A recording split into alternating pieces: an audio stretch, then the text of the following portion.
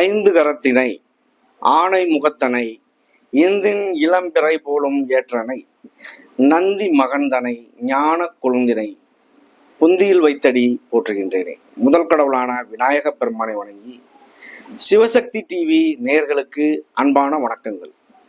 உங்கள் பாரம்பரிய அருள்வாக்கு ஜோதிடர் பாலசுப்ரமணியன் அடியனின் அன்பு வணக்கங்கள். என்றும் குருவழியில் குருவை நேசிப்போம், குருவை போற்றுவோம். இப்போ நம்ம எதை பத்தி பார்க்க போறோம் அப்படின்னா, புது வருட பிறப்பு. அதாவது இந்த சித்திரை மாதம், இந்த வருட பிறப்பானது சித்திரை மாதம் அப்படின்னாலே பாத்தீங்க அப்படின்னா நமக்கு வருஷ பிறப்பு அப்படிங்கிறது எல்லாருக்குமே ஞாபகம் வந்துடும்.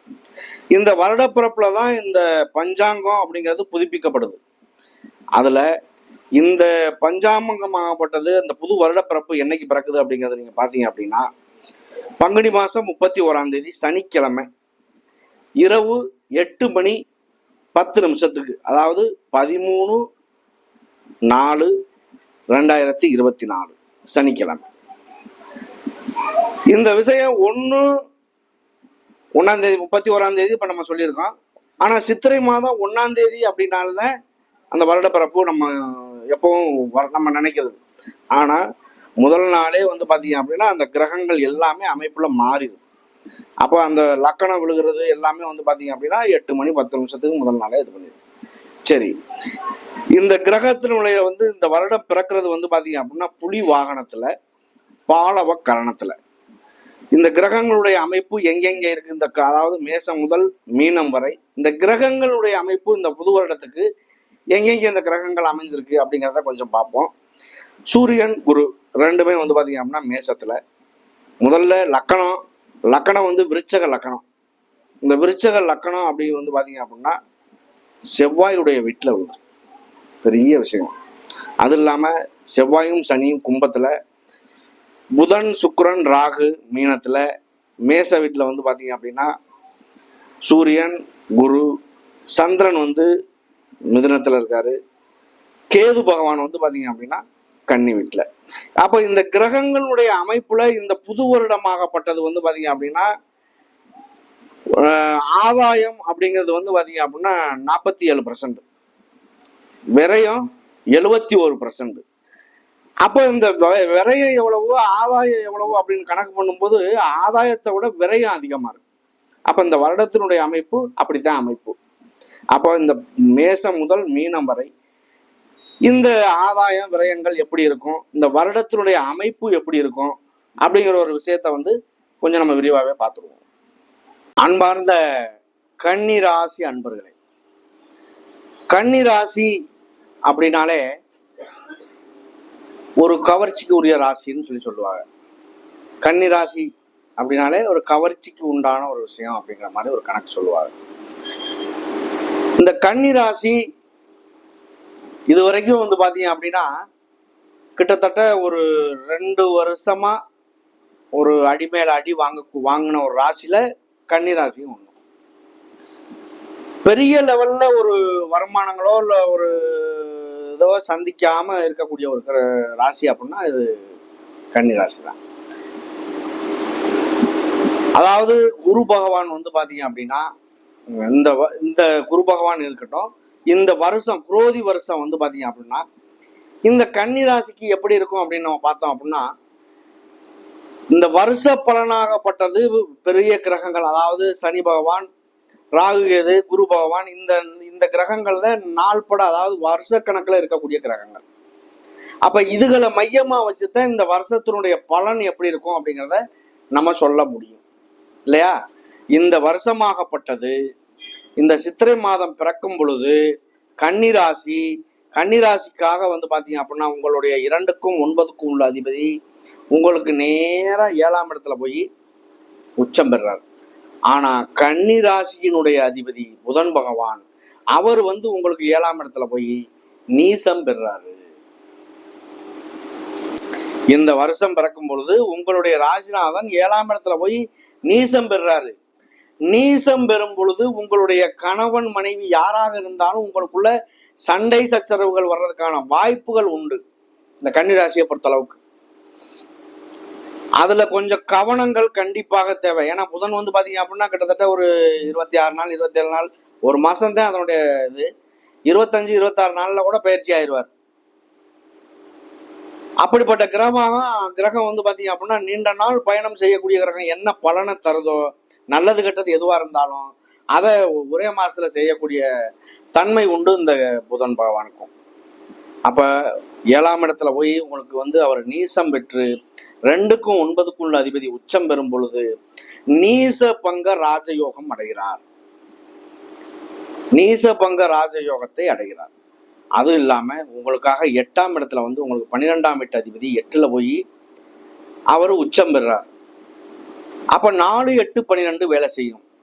அதாவது நான் 8ஆம் அதிபதி 12லயோ 12ஆம் அதிபதி 8லயோ இருக்கிறது. அது வந்து பாத்தீங்க அப்படின்னா இந்த வருடத்தினுடைய விபரீத ராஜயோகம். கண்டிப்பாக இந்த வருடம் பிறக்கும் போது இந்த கன்னிராசி நேயர்களுக்கு ஏதோ ஒரு வகையில அதிர்ஷ்டம் ஒன்றும் வர போகுது. அது ஏதோ ஒரு வழியில லாட்டரி சீட்டா இருக்கலாம், அப்பா வழியில கிடைக்கக்கூடிய ஒரு சொத்துக்களா இருக்கலாம், அப்பா வழியில குடுக்கல் வாங்கல் பண்ணியிருந்த விஷயங்கள் இருக்கலாம், நீங்க குடுக்கல் வாங்கல் பண்ணியிருந்த விஷயங்கள் வரவே வராதுன்னு நினைச்ச சொத்துக்களா இருக்கலாம். ஏதோ ஒரு வகையில திடீர் அதிர்ஷ்டங்கள் கிடைக்கிறதுக்கான ஒரு வாய்ப்பு உண்டு இந்த கன்னிராசி. இந்த கன்னிராசியில இவ்வளவு நாள் வந்து பாத்தீங்க அப்படின்னா கேது பகவான் அங்கே இருக்காரு. கேது பகவான் உங்களுக்காக பிரம்மாண்டமா கிடைக்கக்கூடிய விஷயமோ இருக்கக்கூடிய விஷயத்தையோ சுருக்குறது அவருடைய வேலை. அப்ப ஏன் அவர் சுருக்குறாரு? கேதுவனுடைய காரகமே அதுதான். விநாயகர் வழிபாடு அதிகமா பண்ணுங்க. சனிக்கிழமை ஆஞ்சநேயர் வழிபாடு பண்ணுங்க. அது உங்களுக்கு ஒரு நல்ல மாற்றத்தை தரும். இந்த வருடத்துல 1/5/2024 5வது மாசத்துல குரு பெயர்ச்சி ஆகிறார். இந்த வருஷத்துல வந்து ஒரு ஹைலைட்டான விஷயம் இதுதான். அப்ப இந்த குருவாகப்பட்டவர் 5 7 9ஆம் பார்வை பார்க்கிறார். அதுல ஒரு லாபத்தை பெறக்கூடிய ராசிகள் ஒரு சில ராசிகள் மட்டுமே. அதுல மெயினான ராசி கன்னிராசி. கண்டிப்பாக ஆன்மீக சார்ந்த விஷயங்கள்ல உங்களுக்கு ஏதோ ஒரு சிந்தனைகள் வரும். அதன் மூலியமா கண்டிப்பாக ஒரு வருமானங்கள் வரும். பெரிய லெவல்ல சம்பாதிக்கக்கூடிய தன்மைகள் உண்டாகும். நல்ல அதாவது உங்களுடைய இடத்த வந்து பாத்தீங்க அப்படின்னா குரு பகவான் 8ஆம் இடத்துல இருக்க அஷ்டமா குருவாகப்பட்டவர் 9ஆம் இடமான பாக்கியஸ்தானத்துக்கு வந்து உங்களுடைய ராசி 5ஆம் பார்வையா பாக்குறாரு. குரு இருக்கக்கூடிய இடத்தை விட பார்க்கக்கூடிய பார்வைக்கு பலன் அதிகம். குரு பார்த்தால் கோடி நன்மை. இது நடந்தே தீரும். குருவினுடைய பார்வை அசுபமான இடம் நல்லா இல்லை, அந்த இடத்துல வந்து கேதுவினுடைய காரகம் நடந்துகிட்டு இருக்கு அப்படின்னா அந்த இடத்தை குரு பகவான் பார்ப்பதினால் குருவினுடைய காரகமாகப்பட்டது கண்டிப்பாக அது நன்மையாக மாறுறதுக்கான வாய்ப்பு உண்டு. எந்த வகையிலையும் குறைபாடுகள் இருக்காது. குருவும் கேதுவும் வந்து ஒன்னா இணைஞ்சாலே ஒரு மனிதன் வந்து கடவுளுடைய அனுக்கிரகம் அப்படியே அவனுக்கு கிடைக்கும்னு சொல்றாங்க. கோயில் கட்டுறதுக்கான ஒரு வாய்ப்பு கூட உண்டு ஒரு சிலர். அவரவர் நிலையை பொறுத்து, அவரவர் தகுதியை பொறுத்து, அவரவர் வேலை வாய்ப்புகளை பொறுத்து நல்லது கெட்டது நடந்தே தீரும். வயதுக்கு தகுந்த மாதிரி விஷயங்கள் நடக்கும் இல்லையா? அப்ப இந்த குருவாகப்பட்டவர் பார்க்கும் பொழுது 5ஆம் பார்வையா பார்க்கும் பொழுது யாராருக்கு குழந்தை பாக்கியங்கள் இல்லையோ குழந்தை பாக்கியங்கள் கண்டிப்பாக கரு உருவாகும். அதையும் தாண்டி உங்களுடைய பூர்வ புண்ணியம்ங்கிறதுனால குலதெய்வ வழிபாடுகள் கண்டிப்பா உண்டாகும். எங்க குலதெய்வம் இருக்குன்னே தெரியாத ஒரு நபர்களுக்கு கூட யாரோ ஒரு பெரியவர்கள் முதியவர்கள் சாமியார்கள் மூலியமா தெரிய வந்து நீங்க அந்த குலதெய்வ வழிபாடு பண்றதுக்கான வாய்ப்புகள் கண்டிப்பா கிடைக்கும். அப்ப அந்த வகையில குலதெய்வத்தை மிஞ்சின ஒரு விஷயம் வேற எதுவுமே கிடையாது. நம்மளை முதலா காக்கக்கூடிய தெய்வம் குலதெய்வம் தான். நமக்கு எவ்வளவு பேர் சொந்த பந்தங்கள் இருந்தாலும் நம்மளை பக்கத்துல இருக்கிறவன் தான் முதல்ல நம்மளை பாதுகாக்கணும். ஒரு வீட்டுல குடியிருக்கையில வந்து பாத்தீங்க அப்படின்னா நம்ம சொந்தக்காரங்கெல்லாம் வெளியில இருக்காங்க, நிறைய பேர் இருந்தாலும் பக்கத்து வீட்டுக்காரன் தான் முதல்ல வந்து உதவணும். அப்படிப்பட்ட ஒரு நிலையை கொண்டவர். அப்ப குருவினுடைய பார்வை படும் பொழுது உங்களுடைய நிலையாகப்பட்டது உயரும், கண்டிப்பாக உயரும். அடுத்து வந்து பாத்தீங்க அப்படின்னா உங்களுடைய 3ஆம் இடம். உங்களுடைய 3 அப்படிங்கிறது முயற்சி ஸ்தானம். இது வரைக்கும் ஒரு முயற்சியே இல்லை, முயற்சி வந்து பண்ணவே இல்லை, எனக்கு நல்லதே நடக்கலைன்னு நான் நினைச்சுக்கிட்டு இருக்கேன் அப்படிங்கிறது சொல்றவர்களுக்கெல்லாம் நல்ல முயற்சி ஏற்படும். 3 அப்படி இருக்கிறது சகோதர உறவுகள், அண்ணன் தம்பி தங்கச்சி அக்கா, இப்படிப்பட்ட உறவுகள். இந்த உறவுகளுக்குள்ள இருந்து வந்த கருத்து வேறுபாடுகள், சண்டை சச்சரவுகள், அண்ணன் தம்பிகளுக்குள்ள உள்ள பண வரவு செலவுகள், சொத்து சம்பந்தமான பிரச்சனைகள், இதெல்லாமே சுமூகமா மாறிடும். எந்த விதமான சண்டை சச்சரவுகள் வராம சுமூகமா பிரிச்சுக்க அப்படிங்கிற ஒரு சூழ்நிலைக்கு போயிடும். அப்ப இதை பொறுத்தளவுக்கு ஒரு குருவினுடைய பார்வை எந்த எந்த நிலையை கொண்டே விடுது பாருங்க.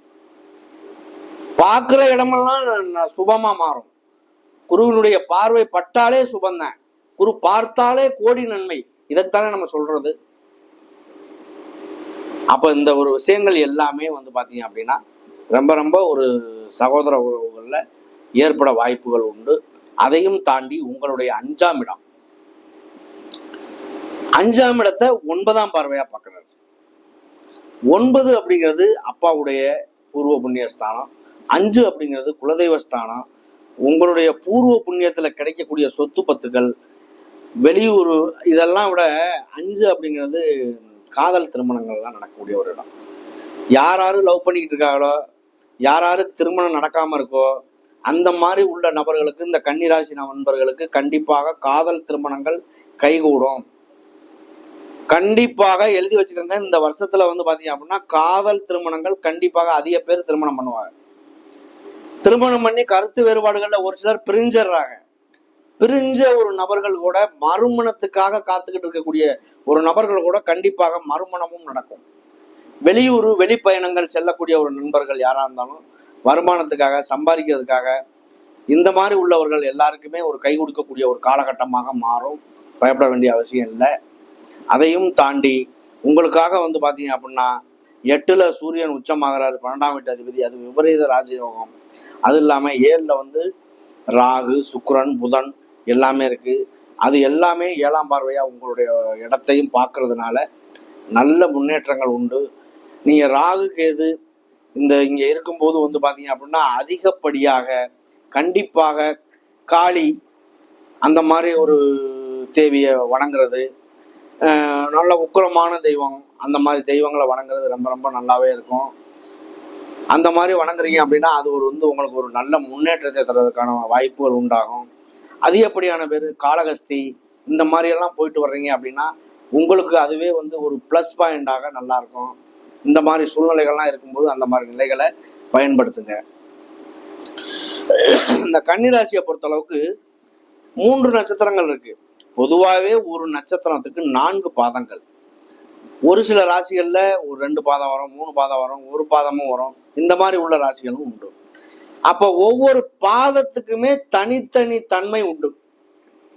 அப்படி தனித்தனி தன்மை இருக்கும் பொழுது ஒவ்வொரு நட்சத்திரத்துக்கும் தனித்தனி தன்மை இருக்காதா? கண்டிப்பா இருக்கும். ஒவ்வொரு வகையிலும் குணாதிசயங்கள், ஒரே ராசிநாதன் புதன் பகவான் தான், புதன் பகவானா இருந்தாலும் குணாதிசயங்கள் வேற வேறையா இருக்கும். அப்ப இந்த உத்திர நட்சத்திரம் அப்படிங்கிறது சூரியனுடைய நட்சத்திரம்.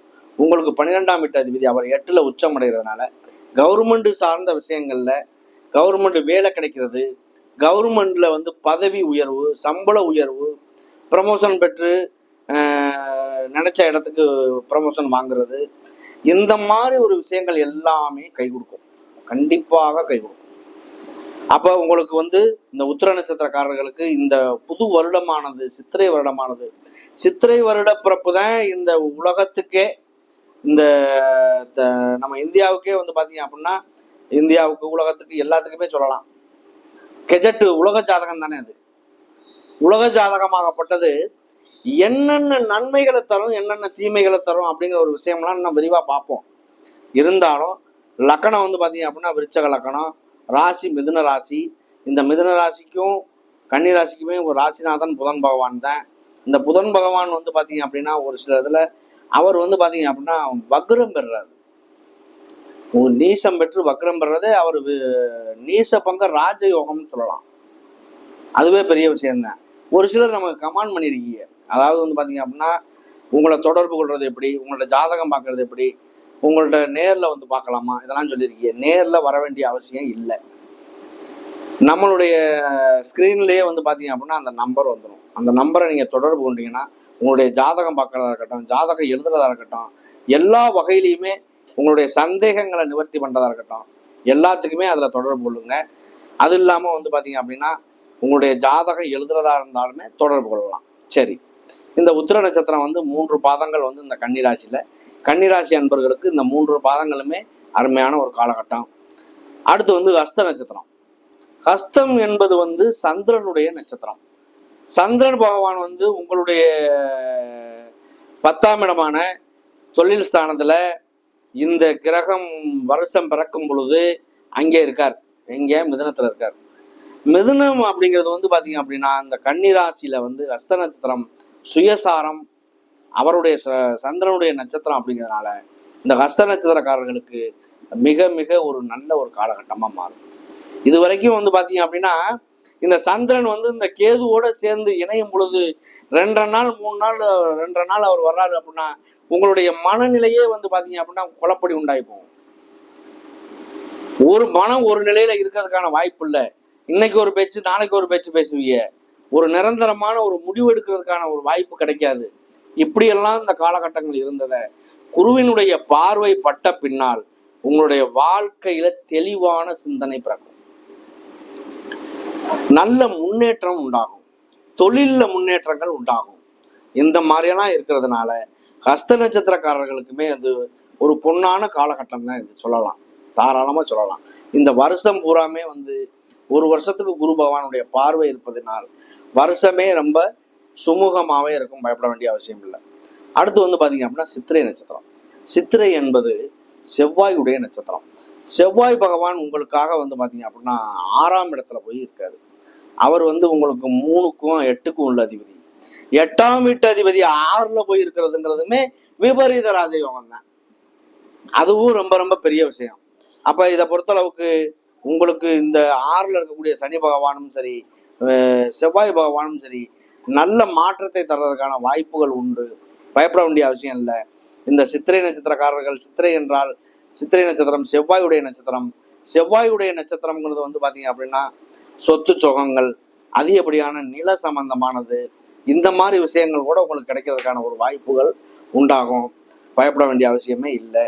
இந்த சித்திரை நட்சத்திரத்துக்கும் சரி, ஹஸ்த நட்சத்திரம், உத்திர நட்சத்திரம் 3க்குமே இந்த காலகட்டம் குரோதி வருடமானது ஒரு பொன்னான காலகட்டமா இருக்கு. இதை பயன்படுத்துங்க. நன்றி, வணக்கம்.